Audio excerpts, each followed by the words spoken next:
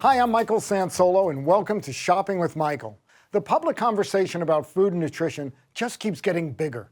People want to feel good about making choices they know affect themselves and even the planet. Supermarket shoppers want information as well as experiences and inspiration. That's where registered dietitian Kim Kirchherr comes in. She connects the dots about eating and overall well-being, and she gets to the why and the how to help make sense of the what when it comes to food. We'll talk with Kim right after this. Who makes store brands? We hired a famous detective to find out. He snooped here, and he snooped there. And what he found was, in many cases, the same company that made the national brand made the store brands too. Wow!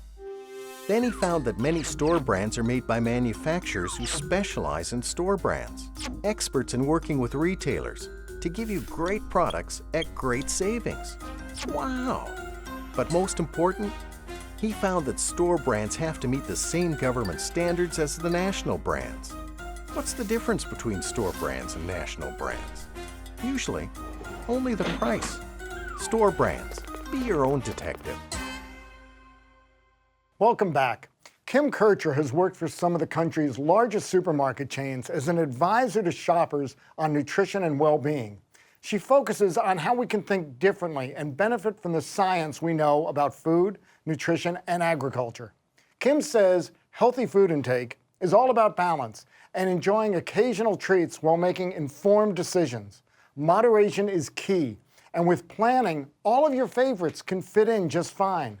Making smarter daily choices starts with tiny steps, and pretty soon, you may find your small, better choices becoming bigger, impactful ones. Kim, so glad to have you here. And I love the way you always talk about health and wellness. I want to start out with some of the things that we always hear in the health and wellness area. There's always these new diets coming out. Yeah. I mean, there's the keto diet right now, there's the paleo diet, there's diet after diet. Is there a magic bullet to eating better? There is no magic bullet, but I will tell you that all of the different diets that are out there right now actually have some commonalities, and those are the moments that I like to pull out. So you mentioned several that are really trendy right now. Adding more vegetables to your day is a great way to start, and that is something that we all need to really pay attention to for all the nutrition that they have.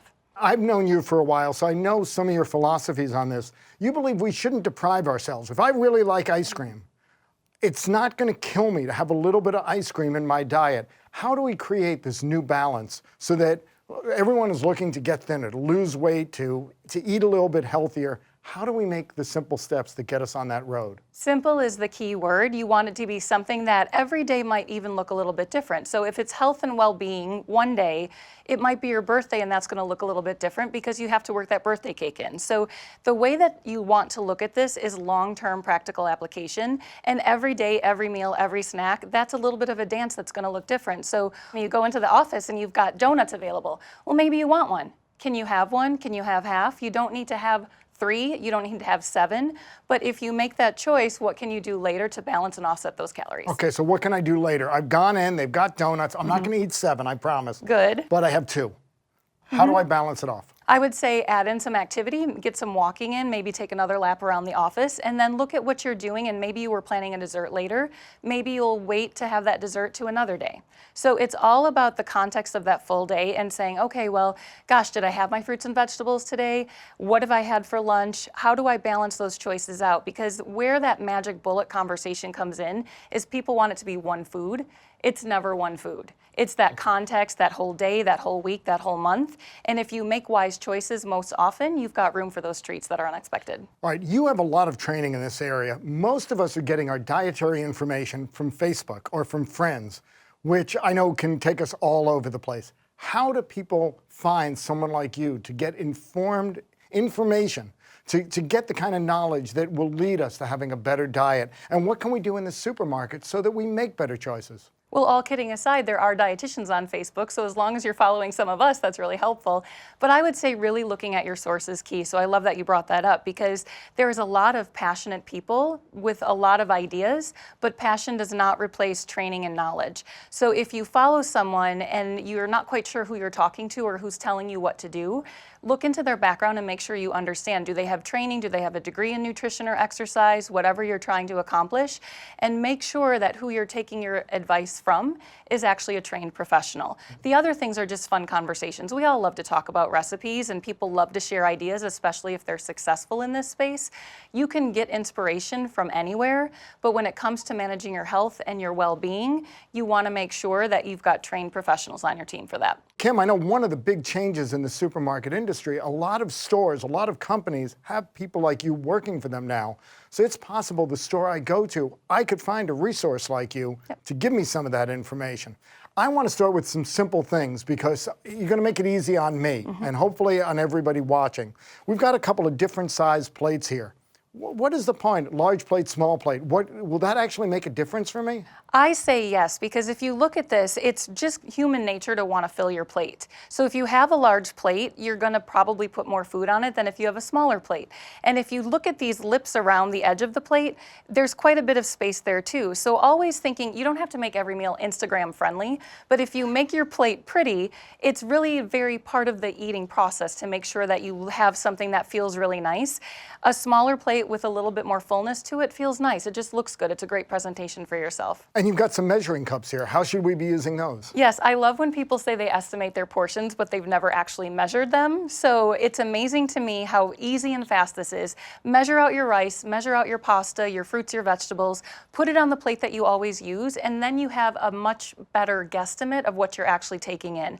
You don't have to measure and weigh everything, but to have a little bit of an eyeball idea, you really want to measure so you can kind of take a look at that. Okay, and I mean, these are all simple things. We probably all have them in the house. Every set of flatware comes with different size plates, different size silverware. So just think about that. I remember you telling me years ago, for a bowl of ice cream, put some fruit in the bottom. Yep. And that way the bowl looks more full, but half of the bowl is filled with something really healthy. Kim, we're going to be right back with you to continue our discussion, to look at some of the products that we can choose from in the store, because there are numerous great choices that we can make if we're thinking a little smarter when we're in our supermarkets. So we will be right back after this. Squirrels know how to save. They have to. But people, they're a different story. Some try coupons or check apps for the lowest price. Some wait for the word SALE. Many people, however, know that the lowest prices without coupons or special sales come when they regularly buy store brands. Food, beverages, household, health and beauty. Your supermarket, drug chain, or mass merchandiser has store brands with comparable ingredients, taste, and performance to more expensive national brands. A family of 4 can save $1,500 a year, and you can squirrel that away for other things you need to buy. Store brands, the real way to save. Welcome back. We're here with Kim Kirchherr, who is a registered dietitian, works with a lot of the supermarket industry on helping shoppers eat and live healthier. Kim, I want to talk about what we do when we're in the store, because there are a lot of products where we can make slightly healthier choices. Now, canned fruit is an item, I mean, certainly it's not new. It's been around forever. If I'm looking at an item like this, how do I make a healthier choice? I love this question because when you look across the whole store, there's wonderful choices everywhere. And we know most people are not eating the fruits and vegetables that they need. And whether that's because of busy days, they didn't get to the store, if they stock up on the right choices in those areas, they can actually extend the health and wellness in their own kitchens. So what I love about this is there's a pop top, so it's very easy to open, even if you don't have a can opener, which I recommend. We happen to have a can opener, but we don't have to use it. Just in case, and I definitely would recommend that. But we're also looking at something because it's got 100% juice. So when you're choosing a canned fruit, if you pack juice or water, that is something that you can actually drink, and it's not adding added sugar. So it's a wonderful resource. You can actually use this in casseroles. You can bake with it if you need to make a cake and you want to sneak some fruit in there. And it's a wonderful choice to just open up and eat. So there's no reason why this is not a good choice to have in your house, in addition to the wonderful seasonal fruits and vegetables we like to buy too. Okay, and the other side is, of course, frozens. And we've got some frozen vegetables here. And seasonal is such an important word. You and I both live in the northern part of the United States. There are no local crops for a lot of parts of the year. Frozen actually has a really good carbon footprint because it can be easily shipped from places where it's grown. What else can we learn about frozen vegetables, though, to make it a healthier part of our diet? What's nice about these is you're buying everything that you're going to use. So the whole food waste conversation that's on everybody's minds right now, there's no waste. Everything in that bag is going to be something usable and delicious. I also like these because for the same reason as the canned fruits, you've got something that if you're on a business trip and you come home, you've got a super busy day and you don't have time to chop, you open this up, you microwave it or you put it on the stove and you're good to go with that. I also like this because if you look at the ingredient list, right now that's on everybody's minds. People want simple ingredients. There's vegetables in there, maybe one or two other things sometimes. All right, I got to stop you though, because the phrase these days is a clean label. You know how I love that. You use simple. What is the difference? So clean from a food safety perspective means washed. And of course we want to wash our fruits and vegetables. That is incredibly important. So when you're actually in the food conversation, using the word clean properly has food safety and wellness implications. So I really recommend that we say clean when we really mean we're washing our fruits and vegetables. The word simple is what I think people are using the word clean as a substitute for. Simple means there's a few ingredients in there. You look at it, you know what you're getting. And if you were to freeze these vegetables by yourself, you would actually freeze them by themselves. So it's a simple ingredient list. And that's exactly an what easy this tip is. to look at. And if you don't know how to cut things up, your canned fruits and vegetables are already chopped in perfect little portions, and you don't have to worry about that either. And of course, as you're saying, by doing it this way, we reduce our food waste, which is an enormous problem, and also it's economical. Because this one bag of vegetables, I might be able to use it in 9 different meals. Absolutely. So I'm stretching my budget. Both of these things can be stocked up on when they're on sale and they're in the house. They've got a longer shelf life. You can take out what you need. So there's built-in portion control. You can make sure everybody gets what they need in terms of these. And there's other wonderful options throughout the store. So I always recommend that you go up and down every aisle when time allows. If you've got a shorter trip, pick one aisle, find one new exciting thing to try. Because if you go into an aisle expecting to find something good and new, you'll find it. Okay, let's leave the store for a second because, and again, I have learned from folks like you, it's not only about what we eat, it's about our activity. Yep. How do we make ourselves live healthier beyond just how we eat? You're someone who exercises regularly. Yep.